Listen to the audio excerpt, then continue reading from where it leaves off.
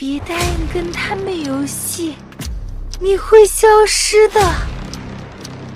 如果你来到彩虹乐园玩，遇见了彩虹朋友们，他们要是邀请你跟他们一起玩躲猫猫的游戏，千万不要答应，因为一旦被他们找到，你就会被吃掉，永远都回不去了。不想遇见这么倒霉的事，就快去评论区狗头护体哦。一个荒废的游乐园里流传着闹鬼的传说，胆小的人根本就不敢靠近，但是胆大的阿强根本不把这个流言放在心上，甚至还有点想去一探究竟。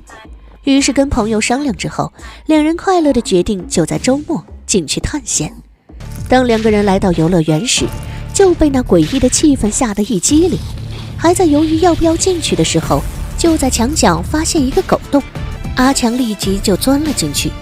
就在两人探险正起劲儿时，突然就听到一阵脚步声，一转身就发现绿色的朋友出现在他们的身后。阿强一把将朋友塞进了纸箱，才没有被绿色给发现。正在他们准备离开的时候，橙色就那样出现在他们的面前，挡住他们的去路。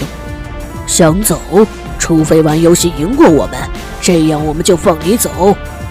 阿强眼看也不是他们的对手，只能答应他们。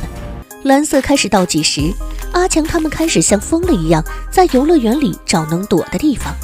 你们猜他们俩最后的结局是什么呢？今天我就用模型将他们给制作出来。